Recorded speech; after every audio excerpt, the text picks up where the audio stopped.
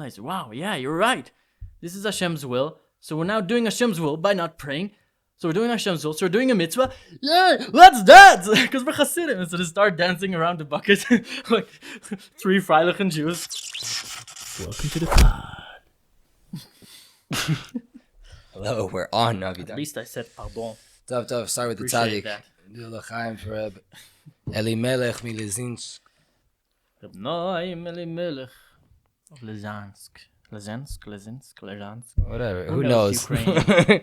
We don't speak that language. Although you look very Ukrainian, I have to say. I'm Sephardi. Yeah, right. Everyone becomes Sephardi other when way, Pesach bro. comes. You do it the other way. You know, like these people that there's some Chabad people, you know, now because Pesach is coming. So what happens? They're like Chabad, right? So then suddenly Pesach comes, like, oh no, I'm actually not so Chabad. I'm just Mekorav to Chabad. I'm actually Sephardi now. I can eat kitniyot. What are you going to do when bottom line halacha allows it? Nah, stop it. For Ashkenazim, it's asur. Muchlat, your rabbis took it upon. Now you got to listen. So Hashem, Lilui Neshama to the tzadik. Not that he needs it. He's already in the highest of highs. Mine. Bezat Hashem. Yalla, you have a story of the tzaddik? Spread the light of Reb Noam Elimelech a little bit. I know a famous story. Probably most people actually know it. Okay. Probably know it, but I'll Start tell it anyway for the ones who don't. L'chaim. Start with L'chaim. We are going back to the clinking because we noticed that. Did I just spill?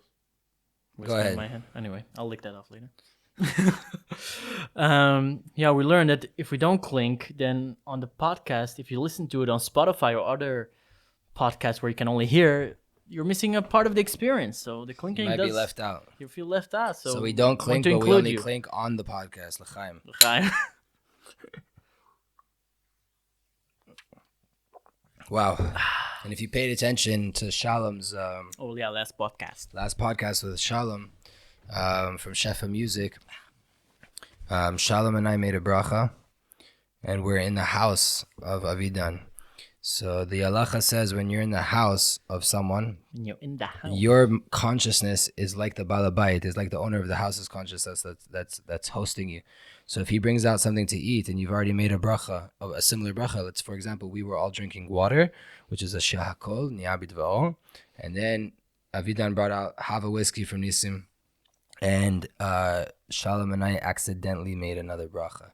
So just a halachic quick fix from our last podcast. Learn a quick halacha that if you're in a guest's house and you already made one bracha, it doesn't matter what he brings out after that. That's as long as it's the same bracha, you're covered. So making tshuva live on the podcast. Public confession. Exactly. I won't do it again, Hashem. I hope. I hope. Tov, yeah. Hashem, you know. Basically, you say one bracha when you get to someone's home, and that's it. That kind of covers all of them. I mean, you say if there's like a Don't confuse them shako. more than this. Let's continue. Let's move on. Stories of the tzaddik. So the story that I know from about Reb Elimelech, it's the one where he's with his brother, Reb Zusha. I actually found out today that Reb Zusha is his brother. Oh, you didn't know that I before? didn't know that. Yeah. Why nobody tell you that? The power siblings. Wow. Yeah. Can you imagine? That's the opposite of Imagine Yaakov your brother's and Esav. Imagine your brother's Reb Zusha. Can you imagine your brother's Reb Elimelech? Imagine you're Reb Elimelech or Reb Zusha at all. What I would do to be one of their donkeys. Yeah. What's your favorite story? So the story that I've heard so many times, but it's a beautiful story. So Reb Zusha and Rabbi Noam Elimelech of Lizansk, so they're going to exile. You know, that's what they like to do. No, it's not what they like to do. That's what they do. That's what they had to do. That's what they do. They put themselves through this because, like, to work on themselves, they put themselves in exile, and like nobody really knows who they are. And they go to a certain place, and like they think they're thieves and stuff, and they put them in jail. You know this one? So it's a really good one. I always love to hear it. And in the jail, like they're like, oh, it's time to pray mincha, like Reb Zusha says to him. And then there was another Jew apparently in the jail with them, and he's like, you cannot pray here. It's like, why not? Because it's like a bucket of poop.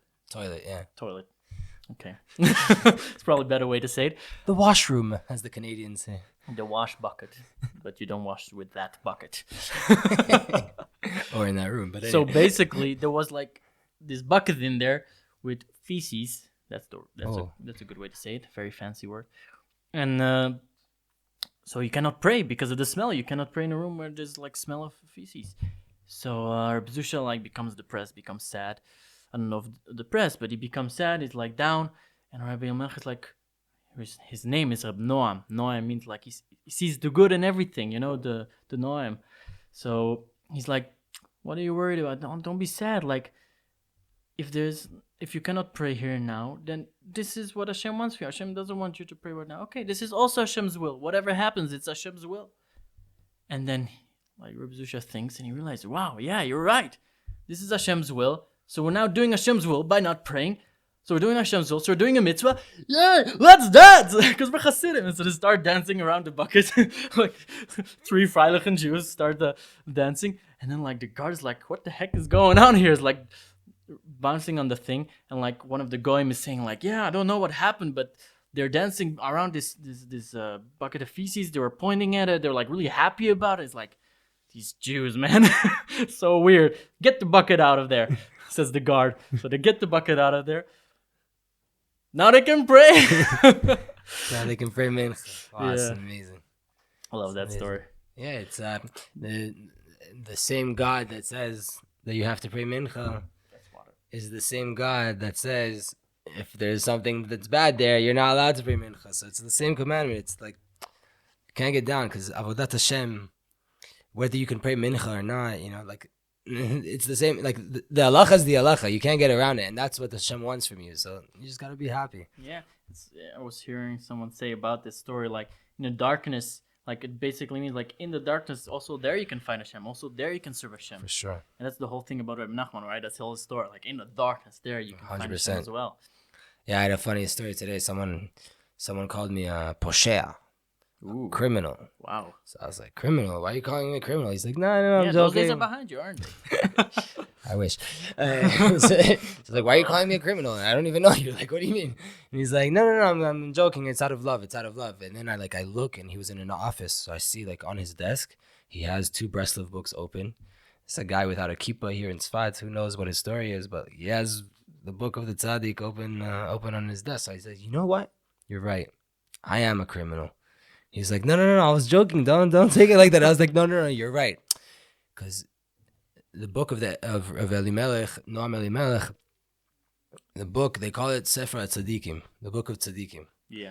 And they call the Balatanya of Chabad, the Sefer Benonim. And they call the Kutei Moran Sefer Reshaim, the book of the wicked. Why? Because in the depths of the depths of the depths, that's what Likutei Moran is good for, to get those people that are the furthest away and to bring them up. So I said, you know what? Technically, I belong to that Chassidut. I'm a Bresler in my heart, so maybe I am a Poshe. You're right. You're not. You're totally not everything but. Yeah, it's good stuff, man. Good. Noam Elimelech. I heard once that from Rav Daniel Asor, he told a story that the Noam Elimelech was mitek chevli Mashiach. He sweetened up the birth pains of the Mashiach, of the coming of the Mashiach. In Judaism, we have this concept that there's going to be Mashiach's going to be these pains, these stress. Exactly. There's going to Like be these now. hardships, exactly like the past year that we've been going through. And Daniel Asor, Rav Daniel Asor asked an Admor, I think he was from Vizhnitz, asked him, what does it mean? He lived 200 years ago. What did he sweeten? Mm-hmm. Since then, there's been a Holocaust. The Jews have been chased across the world. Just in Israel, we've had countless wars. Yeah. Like, what exactly did he sweeten up? So the Rebbe from Vizhnitz said he sweetened up the 9 months of what is going to be when the Erev Rav comes to rule over Israel, but right before the Mashiach. That's what he sweetened up. Whoa. Very interesting. Yeah, so very interesting. Who knows how it would have been if it's... it's very difficult now everywhere in the world, and they're saying, like, in Belgium, like, they say the numbers are very high, they cannot go even to never, but here you feel like the stress is way lower. Yeah, in Israel. Yeah, in Israel. What did I say? No, you just said here. Yeah, I think yeah. maybe in Tzfat. Yeah, Tzfat, it's even... Tzfat is even more. But Ah. I feel like everywhere the stress is very high, and I hear it from everyone that lives outside of Israel. You hear like how they're so strict and everywhere, and like whatever. But here you feel like there's like a mercy, you know, like a flow of like more peace, like more like yeah, okay, you know, you still feel the stress, but it's like way more calm. Also, like everybody supports each other. Baruch Hashem, like Yeah. people care about each other. I don't know how it is in outside of Israel, but like I'm sure it's not nearly as like in Israel. Everybody like make sure everybody's okay. Like Yeah, Am Yisrael is... like we're- everybody here. Every time there's here someone like just gave birth, for example. Baruch Hashem, my wife is due Very soon. Very Probably soon. by the time this comes out, you'll be a father. That's pretty crazy. Bezrat Hashem, b'shah tova. Wow, my life is gonna change, isn't it? we will do Give our me some best. more of mashke. We will do our best to not let you guys down. No, but the beautiful thing is about Tzfat and about Israel is like she's about to give birth, and what do? They make this thing that's called a meal train. What's a meal train? They like make a list, and everybody is like cooks for you, like, and they bring you food for the entire week, and every day someone else is bringing you food. It's amazing. Where else do they do this? And it's with everyone, with everything. Like the other day, like someone came out of the hospital, they did the same thing. It's amazing. We're so blessed to We be in are. Israel. Thank be you, Reb Israel. Noam Elimelech, for sweetening Yeah. thing, and of course, like the blessings of just Hashem having His eye on Israel, which is that. From the beginning of the year to the end. I'm going to tell one more story of a funny story about the tzadik. That there was a couple here in Israel a few years ago that they're Shomer Shabbat, but not like Hasidic, not really, not Orthodox. They keep Shabbat and kosher and everything, trying their hardest. And they didn't have children. And they really wanted children. So the husband went to Europe, and he went to Kivrei Tzadikim. He went to go visit the tzadikim of Europe, and he came to the Noam Elimelech's grave, and he said, "Bezrat Hashem, I'll have a son, and if my wife gets pregnant and it's a boy, I'm gonna name him Elimelech." Okay, this is a minhag that we have in Am Yisrael. So he comes back from Europe to Israel. And his wife gets pregnant. And he tells her, he's like, listen, I didn't really tell you, but I kind of made a deal. I made a deal when I was in Europe. She's like, what deal did you make in Europe? So listen, I was by Elimelech, Rabbi Elimelech, and I said that if I have a son, I'm going to name him Elimelech. She says, no chance. There's no way in this world I'm naming my kid Elimelech. I want to call him Moshe. So he says, listen, I don't know what to tell you, but we didn't have children. We've been waiting for a long time. I was by him. I made this deal, and now you're pregnant. We're naming the kid Elimelech. And they started, lo aleinu, not on anyone in Am Yisrael. They started this fight between this husband and his wife. Not good. Yeah, not good. Yeah, Shalom Bayit is above everything. So they go to the rabbi. And the rabbi is trying to make shalom between them, trying to make peace between a man and his wife. It's one of the things that you get reward in this world and in the world to come. We say it every morning to make shalom ben yishu lishto, between a man and his wife. And the rabbi is trying to figure out, like this is not, obviously the rabbi believes that this guy has to name the kid Elimelech. Like, you were at the tzadik and now you're pregnant. You have to go through with the deal. But on the other hand, the wife doesn't want this at all, and she's at the point where she's fighting with her husband. She does not want to name her son Elimelech. So the rabbi, in their chokhmah, this rabbi gets to a way to mediate between them, that each of them will give a name to the child. And both of them together, the kid will have two names. The mother gets to pick one, and it will be the main name, the first name. And the father gets to pick one. Good deal. Sounds good. Comes the day of the brit, and they have this agreement, right? Comes time of the naming of the kid. The rabbi looks to the women's section and says, Ima, what do you want to vikare shemo b'Yisrael? His name will be called in Israel, what? And she says, Noam. Turns to the father. What's the name? Elimelech. If you look, the name of the book of the tzadik is Noam Elimelech. So in the end, the kid's name was Noam Elimelech, exactly the name of the book of Reb Elimelech. And you just see how crazy Ashkacha there is, that even like she's fighting, she wants a nice modern Israeli name. And in the end, it's the exact name of the book of the tzadik. So It's just the name of the book's not. yeah, not his name is just Elimelech. Ah, really? Yeah. Oh, I didn't know that. The book is called Noam Elimelech. Oh wow! Every day, every minute, I'm learning something new. Today, I learned 2 new things. Amazing. Reb Zusha is his brother, and Noam is just the brother of his. Thanks. It's all good. It's all good. And you have Melech Khan. Melech Khan, I think I heard, is a descendant of the Noam Elimelech, the singer Melech Khan. You have Reb Biederman. They say that the Noam Elimelech, that he's the Baal Shem Tov HaKatan. He's the little Baal Shem Tov, because he was so much like the Baal Shem Tov in all of the way he acted and all of the miracles that he did, that they started to call him the Baal Shem Tov HaKatan. So yeah, it was all about Ahavat Israel. I was reading earlier also somewhere in there about Kitisa, Rosh B'nai Israel, right? Like was the Rosh is like the heads of Israel. What? Am I far away from that? Yeah. Ah, okay. No, I think I talk loud, no? Oh, wait. Which is this one? Oh, no, I feel good. I feel good. We'll see later. We'll figure out later if we messed up with the audio. We had a little time of like struggling with the audio. Whenever you come to talk about the tzadik, or you come to do work, you come to bring Jews closer to their Father in heaven, there's always going to be preventions. There's always going to be something that blocks you. You have to know this, guys, that this is a rule. If you're doing something good, especially in the beginning, you're going to have hardships. And you just have to have emunah to keep pushing through, because if you believe what you're doing is good, then nothing should stop you. Not having money, not having the tools, not having the right sound for the podcast, nothing should stop you.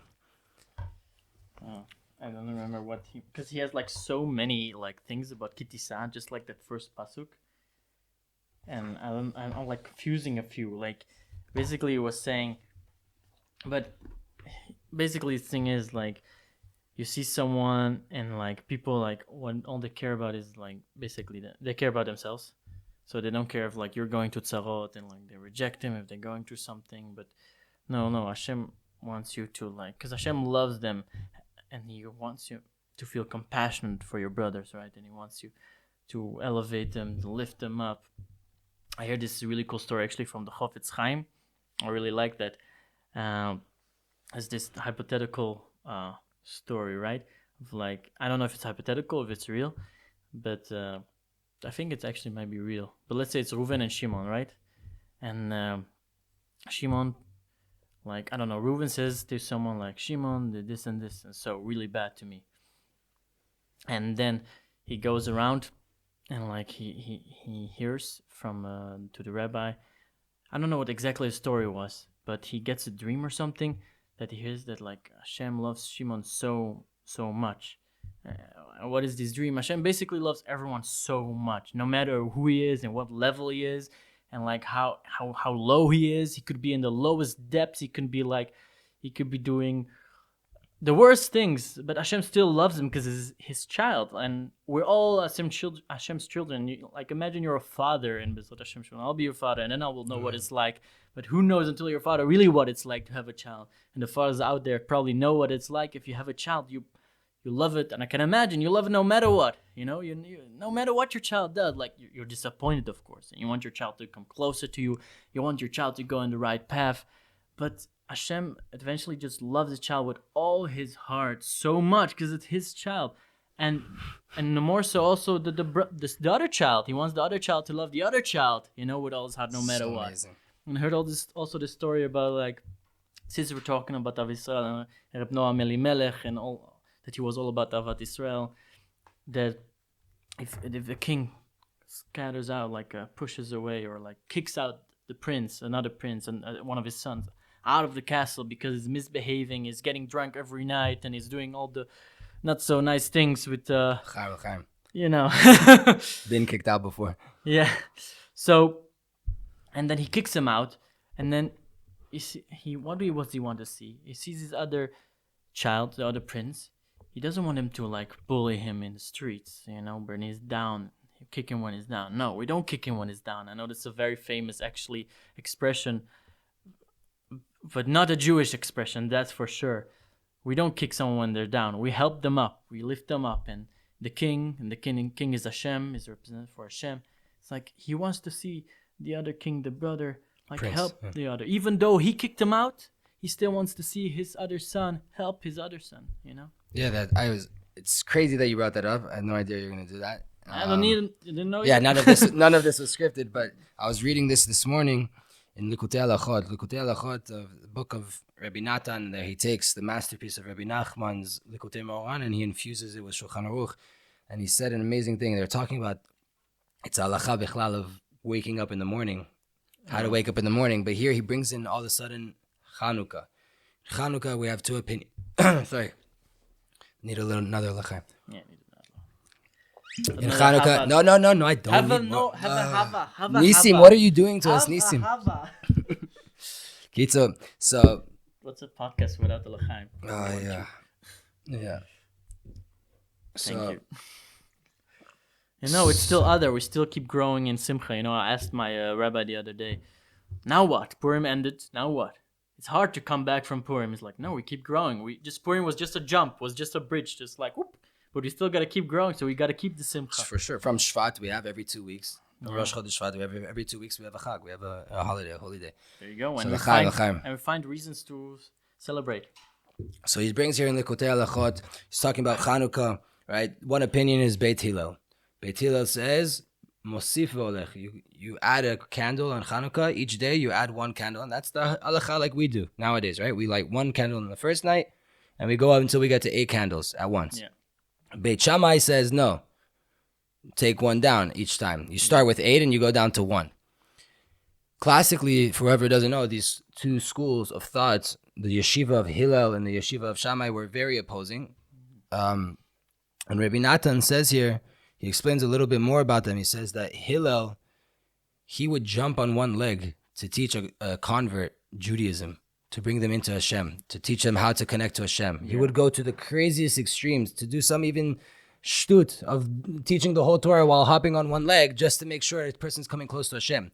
Whereas Shammai, Rabbi Natan explains, Shammai was so holy and so connected to the truth that he couldn't take this world. He couldn't handle this. He couldn't deal with people that were doing sins with Baalei Tshuva. He couldn't deal with people that were trying to convert and that had lived however many years not connected to Hashem. He couldn't take it. So he would push away converts, right? Couldn't deal with the darkness of this world. Yeah, he's so attached to the truth that he had no tolerance for anything that was anti-Hashem, that was away from Hashem. Even if now you want to connect to Hashem, but you had such a bad history, Shammai couldn't handle that. Mm-hmm. And he asked the question, is it possible to say that Shammai holds that we should be going down in Kedusha, that we should be lowering our Kedusha? We have a principle in Judaism that ma'alim b'kodesh, we always add more Kedusha, we never go down. So can we even say this? It's a hard question. So he says, no. He says, really, he says there's tzadikim that they're so attached to the truth that sometimes they can come to a point where they push people away. And Hashem doesn't want that. He says, Hashem chafet chesed hu. We talked about this recently, yesterday. Right? Hashem wants chesed. Hashem wants loving kindness. Hashem wants people to come close. So this avoda that Shammai, yes, he was so kadosh. And Rabbi Shimon had this too. Rabbi Shimon, right? He went to the cave for 12 years. And when he came out, he started to burn people's fields with his eyes. And Hashem says, go back to the cave. That's not why you were there for 12 years. Go back for another year. And it took him a whole entire year to come down and to come out with life. Mm-hmm. So now, what's going on? How can this be? So he says that you have a tzadik that pushes people so far away, and Hashem doesn't want that. Hashem sometimes, and he brings a few examples with Hosea and with Eliyahu, and he brings Moshe as a counterexample. Also, I'll go into it now. He says that Hashem will come and he'll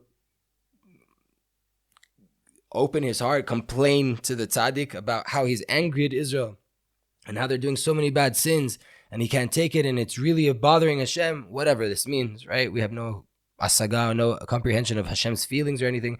But the tzaddikim wrote this down, right? That Hashem comes and he talks to Moshe Rabbeinu, for example, says, I can't take it with his nation anymore, right? And what does Moshe Rabbeinu say? Take me out of your Torah. If you're going to kill the Jewish people and you want to make a nation from me, I don't want to have anything to do with the Torah. Macheni na misifrecha. Erase me from the Torah. That's what Hashem wants. Not versus what happened with Eliyahu or Hosea, where he comes to Eliyahu and he says, Am Yisrael is doing such and such. And Eliyahu is like, yeah, kaneti, like I'm zealous to Hashem, and they're not doing Brit Milah, and they're not doing circumcisions. So Hashem says, wait, hold on. I'm coming to tell you about my pain, and you're matzdik dvarai. You're saying, yeah, you're so right. Am Yisrael is bad. Hashem doesn't want that. Hashem put you in the world as a tzadik, as a navi, as a person that's connected to Hashem to bring them closer. Hashem does not, even if He is going to tell you how affected He is by the sins of Israel, you can't agree with Hashem. Yeah. You have to be like Moshe Rabbeinu that says, no, you have a problem with them, take me out the Torah. I don't want anything to do with your avodah or anything. I don't want to be part of the Torah if you're going to affect Am Yisrael. There's a word about that specific thing with Moshe where he looks at when he doesn't want to look at the sneh, at the burning bush, because he doesn't want to see the Jewish people suffering. Because what does it represent? The burning bush represents Am Yisrael burning, like suffering. He doesn't want to even look at it. He doesn't want to understand it, because if he would look at it, he would understand it, and he would see like Hashem's perspective on why, because everything is good, right? He would see Hashem's perspective why they're suffering, but he didn't want to. Didn't even want to know that. Just wants the good. So we have to. That's like Rabbi Natan says that, like, we just want you to come close. Like, Hashem has tzaddikim in the world, and their job is to bring us closer to Hashem at all points. And it can't be lo yitachen. It cannot be that Hashem says, look how Am Yisrael is doing, and they're doing so many sins, and it's against what I told them to do. And the tzaddik's like, yeah, you told them not to do that, and look what they're doing. That can't be the madriga. That can't be what we're on. And even to the point where Eliyahu did that, he says, yeah, they're not going to Brit Milah. What does Hashem do? He says, make Elisha the prophet instead of you, and now you're going to go to every single Brit Milah, every single day. You think they don't do Brit Milah? I'll show you. So Eliyahu Avish comes now to every single Brit throughout the world, every single day.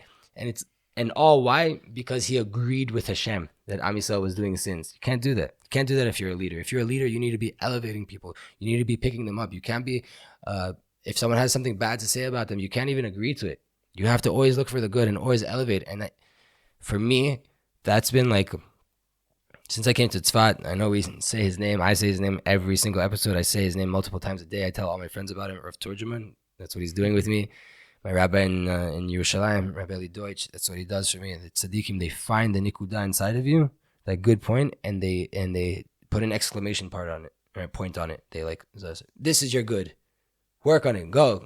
Elevate it more. Always find the good and elevate it. And we're lucky, man. We're lucky. And also, it's really interesting when you were saying about all this stuff, and what I was saying with like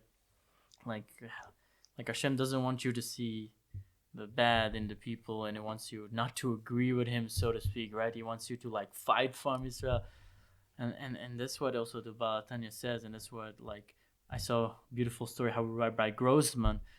Oh wow! Grossman. He was like after Milchemet. Like, so what does the Baal Tanya say? The Baal Tanya said like how do you like show love for Hashem? Like basically, if you like love His children, right? This is how you love Hashem, by loving His children. Something along those lines. I'm not so good at remembering words or Torah. And Rabbi Grossman, what did he do after the war, the 6-day war? He was thinking to himself, he wanted to thank Hashem because there was a huge miracles that were happening. A huge miracle. They won the war in 6 days against all these nations that were surrounding us, all these Arab nations that were like fighting against us, and we had nothing basically. We had like some World War I and World War II guns, and like they had tanks and everything, and like nations against us, and we're just there like a few years basically, right? And we were not ready for a war. We barely had an army, and we still won it in 6 days. Really, it was over in a few hours. The whole war was done. The other 5 days were just a technicality, just to rub it in a bit more. But anyways, yeah, exactly, and that's the point. And he was like, "Well, how do I thank you, Hashem? How do I thank you?" And I was thinking, "How do I thank you?" And like, well, how do you thank someone? Well, like helping their children. So he went to like, at that point, like there was Migdal HaEmek was like the lowest place where like people were like doing drugs and were like totally going astray, and this was like the ghettos in Israel kind of place. And he's like, I'm going there. This is a kid from Mea Sharim that grew up in Mea Sharim. Probably, I don't think he left Mea Sharim until that point. Like a son of a big rabbi, never left. Like, typical Mea Sharim guy, never left Mea Sharim, only knows Mea Sharim, only knows synagogues, the yeshivas. Most orthodox neighborhood in all of the world. You cannot get more orthodox than that. It's all over the news, but anyway, this is like an example of what don't believe what's in the news. This is what a real chassid from Mea Sharim is. This is what it really is. He went out there, And he went to look for Jews to bring them closer to Hashem, because no, this is the most difficult place. So it's like, okay, he goes around asking people in Migdal HaEmek, where's the yeshiva? Where can I find the boys? I'm like, yeshiva? What do you mean? There's no yeshiva here. It's like the Beit Midrash. I'm like, no. Where can I find the youth? Where can I find the kids? He's like, the disco. That's where you can find them. So he's like, he doesn't know what a disco is. So he goes into a disco like Jew, black coat, white shirt, hat, the most payas, big beard. Imagine that. Walks into a disco and like, we all know what a disco looks like. Some of us maybe don't, but it's not the most kosher place in the world. But you can look this up. This is a Disco Rabbi. You see him dancing with these guys, and like he's like changing this place. He's talking to them and lifting their spirits. And he doesn't leave the place. He like makes a whole school there, and he's still to this day there. He started a whole big complex of school and like changed the whole Migdal HaEmek and like totally transformed it. And there's beautiful story. There's actually this amazing story where he figures out that these girls are like selling themselves to the Arabs there. It's a very poor place, and they're selling themselves to the Arabs. And he's like, who's organizing this? Someone has to be organizing this. And he talks to everybody, and he figures out there's like this guy. I don't remember what the name was, but he's organizing this. So what does he do? By the way, he moved there apparently to Migdal HaEmek at the point. So he goes knock on this guy's door. He found out where he lives. He knocks on this guy's door. As he's knocking on this guy's door, the neighbor is saying, what are you doing? You're getting yourself killed. He's like, no. He knocks on the door. This guy opens. He's like, he sees a rabbi. He's like this gangster guy, like pimp. And he's, what are you doing here? He's like, oh, I'm your neighbor. I wanted to say hi. I wanted to get to know the neighbor. He's like, you're in the wrong place. No. Let's get to l'chaim. Let's get to know each other. He's like, this guy's insane. But what can you say to such a man? So they sit down, they do l'chaim. And after a few l'chaims, after they loosen up, right? He's like, what are you doing? He's like straight up telling this man, like, this is the most dangerous man known in Migdal HaEmek. He's like, what are you doing? He's like, what do you mean, what am I doing? Like, why are you doing this to your sisters? They're your sister. Why are you selling them to the Arabs? Why are you doing this? What do you mean? There's no money here. I have to sell them. There's no, how else am I going to make money? Like, there's no money here. There's no avodah here. And he's like, what would you want to do? If there's anything you could have picked, what would you pick to do? If there's your dream job. Like, really, like before this, I wanted to have a truck, like a really cool big truck. There's a specific truck he wanted to have. And I would sell things, I would sell clothes and I would sell different things. I would make really good business. It says, actually before this, it says, like, why don't you work in like a normal job that works in a factory or something? It's like, no way I'm going to listen to anyone. If anyone listens to me, I'm going to kill them. You know who I am? You should be lucky I'm not killing you. Like, you understand who he's dealing with. So then he tells him that, ask him what's his dream job. And he tells him, this is my dream job. I would want a truck. So what does Rabbi Grossman say? What if I give you a truck? Would you stop what you're doing now? He's like, in his disbelief, like, yeah, but whatever, doesn't believe him. Guess what? Rabbi Grossman goes back home, tells his wife, we're selling the home. We're selling the house. He literally sells his house and buys a truck for this man. He comes to his home, knocks on this guy's door, and gives him the keys.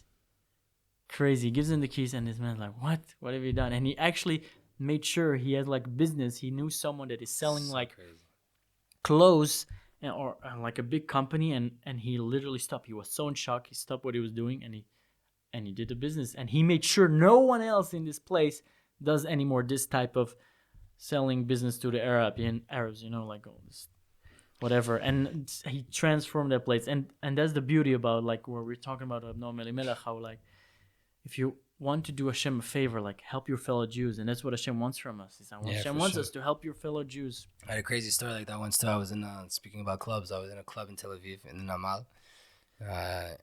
We're all partying, whatever. I had a table right next to the DJ booth, and all of a sudden the music stops, and I'm like, what's going on? Like, it never happened to me unless like the power went out or something, but it didn't happen, right? So I look at the DJ booth. I'm like, what's going on? all of a sudden I see 2 Chabad Chassidim come in with a Chanukiah. And the DJ is like, Seviva, and Sov, Chanukah, Uchek Dov. They start lighting this Chanukiah in the middle of the club, and then they disappear. Awesome. And like the rest of the party, Rahman al-Itzlan, this is all in a previous life, but all of a sudden I'm dancing in a club and there's a Chanukiah next to me. So it's mamash, but the Mesirut Nefesh, there'd be so, how can you go into a club? But this is the thing.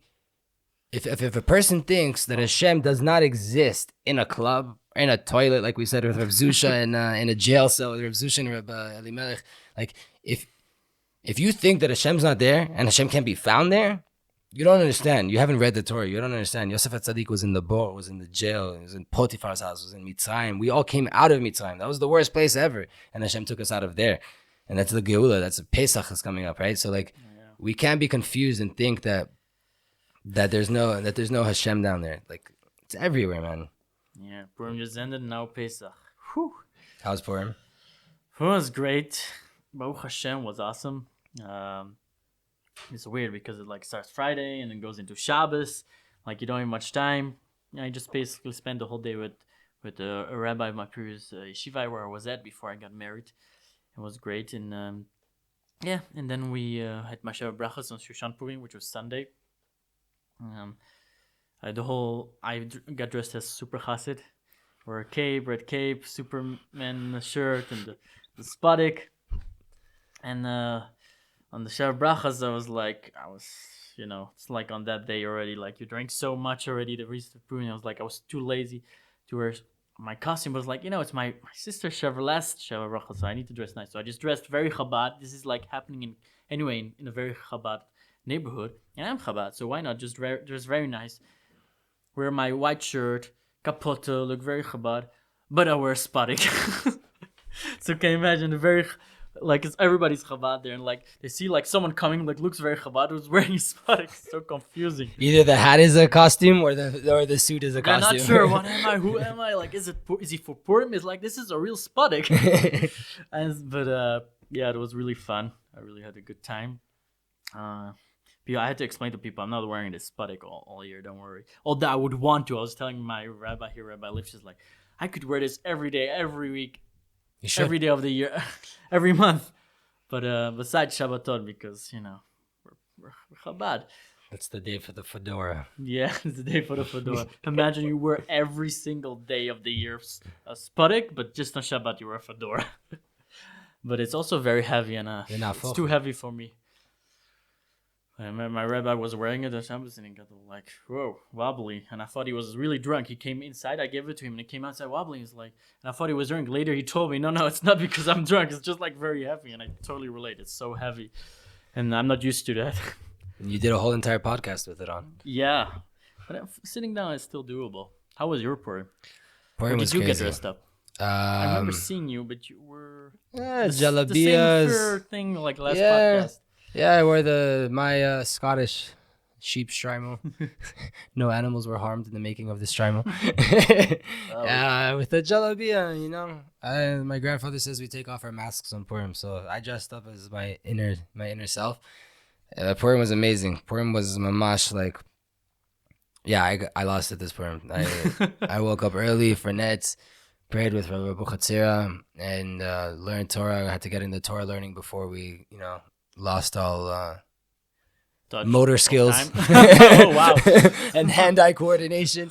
And then I went to the meal with some friends, and it was really amazing. It started like quite quiet and calm, and Rav Arush has this amazing tefillah that you make, bakasha, that like, it's like a whole tikkun, a whole rectification for the original sin of Adam and Eve, that I'll drink this and I won't become drunk. I'll just rather get really holy. But you did. No. But that's the thing. See, the thing is, like, you can get drunk and then you can get violent. Like, in Chutz La'aretz and outside of Israel, the best day to get an organ transplant is in the weekends when everyone's drinking. Oh, no. Because they get, the nations start to drink, and things going to happen. Things can go south. But when the Jew gets drunk, what comes out? Nichnas yain, yetza sod. It's in the Gemara. Then the Gemara says, in goes the wine, which is numerical value of 70. Out comes sod, which is a secret, which is numerical value of 70. So the secret and the wine has the same equality, the same numerical value. So in came a lot of wine. And I started spilling a lot of secrets.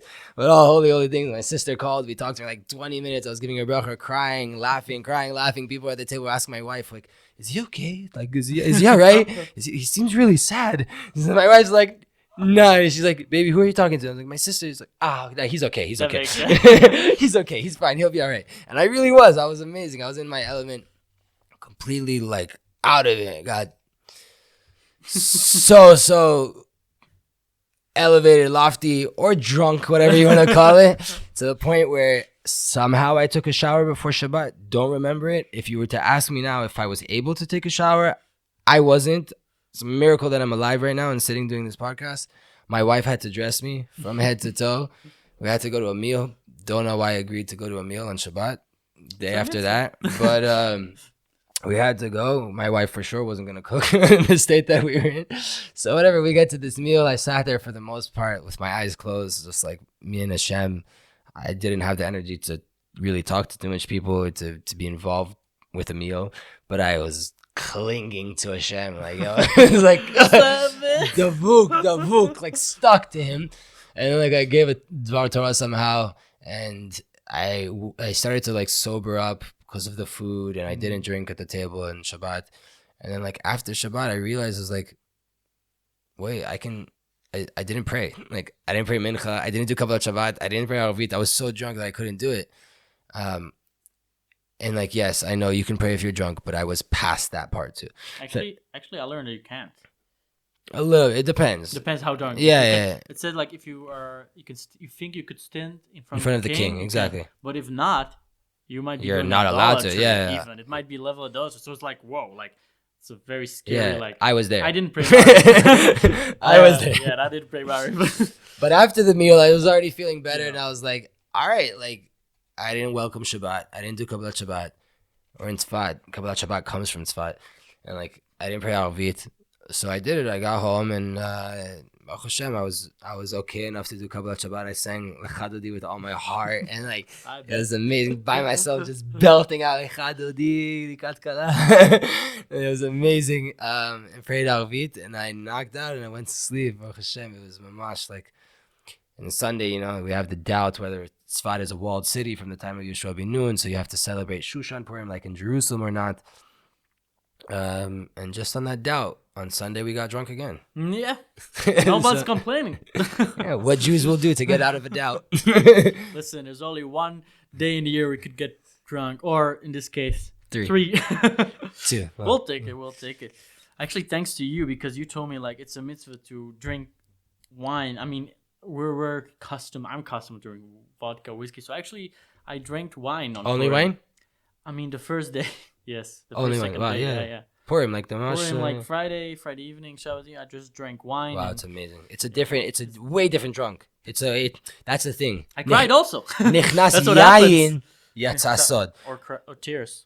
No, but it's like it comes from a good place. You want I was crying. I remember crying to one of my rabbis, and like again, like I was like, I want to get better. I want to do this better. I want to wake up earlier in the morning to pray Shachris. You need to help me. That's the truth. Our deepest desires come out, but it's with wine. If it's with vodka, with whiskey, it's not the same gematria, so it doesn't have the same effect. No, It's not the shame. And now Pesach is coming. Wow. Now the stress happens. I asked my rabbi, like, what now, right? I was asking him, like, oof. But he's saying, like, we keep growing. He was actually telling me, like, with Nissan, it was very interesting. Vord. If you drop, like, a little bit of chametz in, like, a big pot of soup, for example, which is not chametz, obviously, then it's nullified. But actually, when Pesach hits on the 14th of Nissan, right? 14th of Nissan, then it's nullified.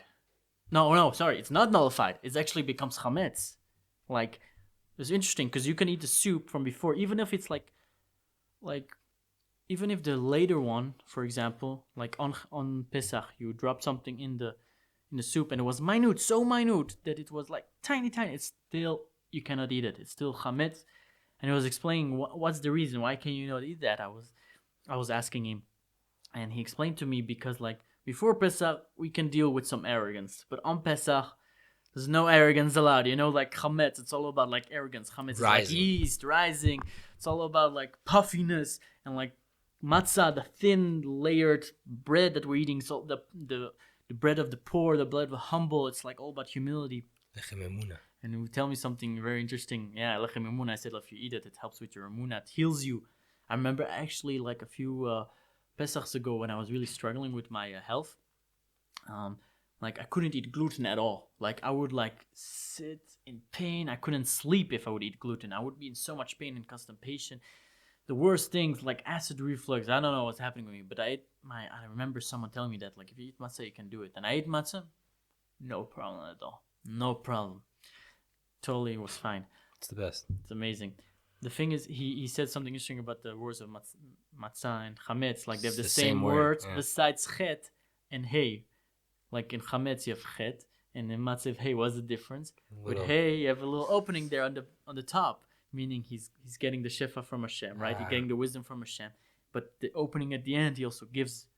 But the difference is with the chet, the chametz, with the arrogance. What's the difference with arrogance? You also give, but you're not taking. You're not a vessel for Hashem. You don't give credit to Hashem. You're just like it's me, like giving it. It's very interesting. That's right? the secret on the hay as well. In Tomer Devorah, I love it. The hay is an amazing letter. It's a dalet and a yud. But in Tomer Devorah, it talks about it, right? That like the hay is open at the bottom and it has a little opening at the top. Yeah. And why?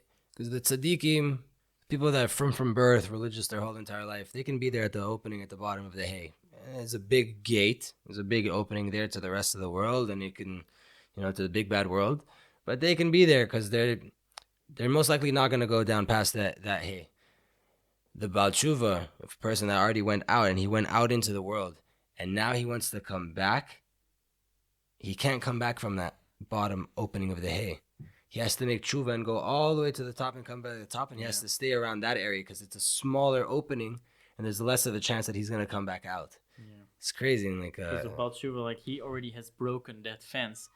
So he needs to put more fences and cannot go to the same way because he knows already how to break that fence and sin. So he cannot go in the same way. And also a beautiful thing was saying, like, was really funny. Like with matzah, the hay is at the end of the word. And chamet, it's all skipped all the way at the beginning of the thing. So like arrogance is skipped all the way in the front. So many. That's the thing. Hebrew. It's amazing. It's not like any. I think the closest language to Hebrew, the closest one. What would you guess? If you had to say the closest language to Hebrew, what would you pick? Probably, I don't know. I don't even want to say it. So you know what it is? No. No. Chas v'chalila. You know what it is? I'm saying Latin because so many languages came from that, and the beautiful thing about Hebrew is like there's so many. Every language came from it. Every language came from it. So what's the closest language to Hebrew? Chidush. Chinese? The periodic table of chemistry. Okay. Why? Because if you look at the element, right, H2O. What is H2O? Water. Water. But what is H and what is O? Okay. Hydrogen and oxygen, right? Yes. It tells you clearly, like H is hydrogen, O is oxygen, So you can look at H2O and you can see what it's made up from. Mm-hmm. Same thing with Hebrew. The letters, they're just symbols. There's much deeper meanings. Like Rav Anava was talking about it this week. They're like Aleph. If you look at an Aleph is a Vav and two Yuds. Yeah, exactly. Yeah. Which is 26, which is the numerical value of the Hashem's four-letter name, Yud and a He, and then the letter Vav and the letter He that we don't pronounce, right? But so that makes that. So what is the Aleph then? The Aleph is just a logo. It's just a symbol. Yeah. Right? So, but there's so much depth behind it. My rabbi always says, like, for example, what is O? What is the word O? What does it mean? If Hebrew and it means light. But what is so? If Hebrew and the periodic table of chemistry are similar, where you can look at the thing, you can see what it's made up of. So then, what is O? What is the word for light in Hebrew? It's Aleph, which Aleph is Alufo Shel Olam, the king of the world, the champion of the world, the leader of the world, which is Hashem. Vav is a connector in Hebrew. Vav in Hebrew literally is a letter, but it also means hook. It means a hook, and that's why in Hebrew "and" is the letter, just the letter Vav. And then Reish is Rosh.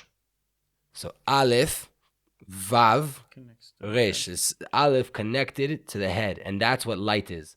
That's why in spirituality and Judaism we call spirituality light. Because what is light? Chokhmah, wisdom. Exactly. Actually. What is it? It's Hashem connected to the head. So that way you can see, and you can go so deep into chametz and matzah. It's. By the way, do you eat kitniot? I definitely eat kitniot. I'm You're Sephardi. so lucky. Sephardi, we eat it, no problem. Sorry for you guys Ashkenazi, but with that said, we live in. We have to make up with 40 days of slichot. I think we're moving, Pesach. You're gonna move. Why? How are we gonna clean this home, man? You know what the halacha says. We have to clean every book. We have to put foil everywhere in the fridge, on the kitchen. We're just gonna live in a tinfoil house, and that's it. It's gonna be the easiest. Convert to Sephardi and convert back. I think. Wait, there is one you can convert to Sephardi. You can convert to whatever you want. You stand in front of a Beit Din and you cancel your minhag, and that's it. No. You cannot convert to one or the other. There's one you can convert to, and one you cannot convert. I think you cannot convert to Ashkenaz, or you cannot convert to Sephardi. One of the two. Maybe it's like that.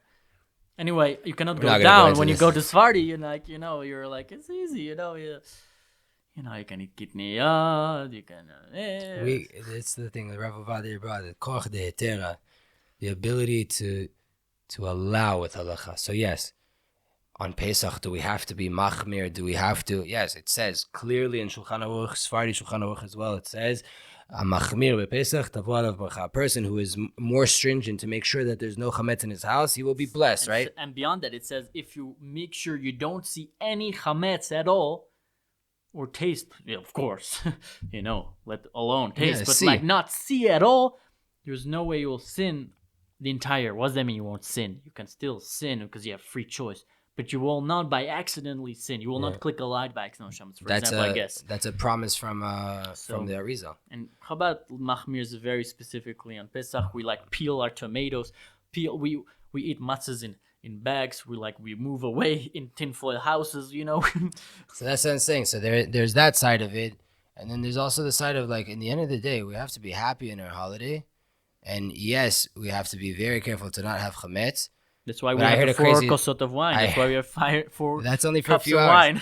So I heard a very interesting story this week there was an Admor. I can't remember who it was, but there was this Admor that he was very, very strict on Pesach. It was back in the day too. So they had a huge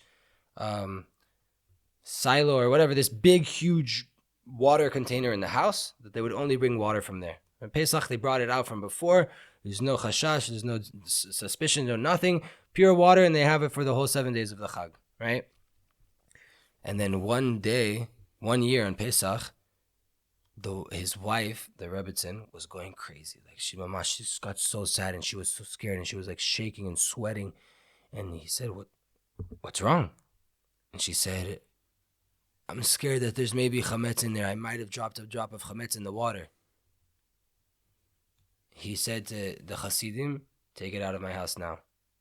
Take away all this water out of my house. And he never, ever, ever let that minhag go again, that he was so machmir of having this water in his house. Once the Rabbanit passed away, he told the Chassidim, I want my water container back. So they said, what? Years you haven't done this. So what happened? He says, I can be as machmir as I want on myself. But if my wife is going to be in anxiety and worrying about the cleanliness of the house and the drop of there, and that there might be a drop of chametz inside it, I don't have to be machmir for her.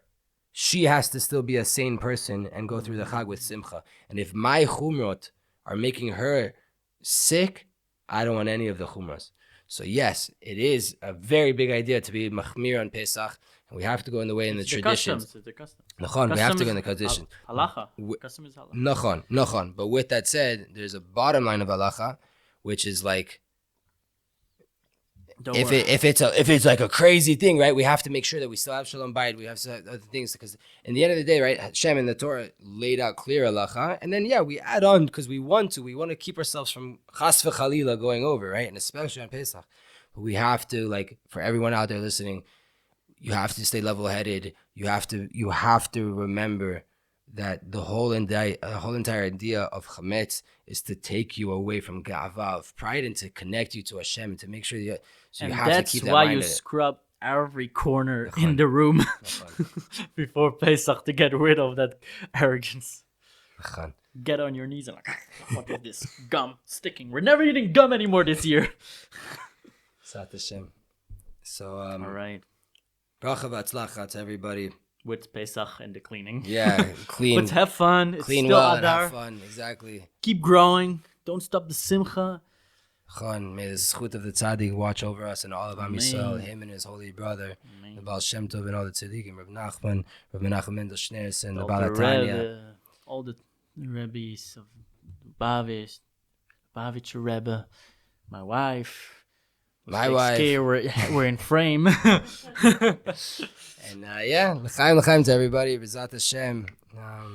May we only grow. May we only see miracles Amen. and full geula. Full geula. In Nisan, we were taken out of Egypt, and in Nisan, we're going to be taken out of all of the troubles of this world. The Mashiach is going to come. Amen. So may it be this Nisan, B'ezrat Hashem.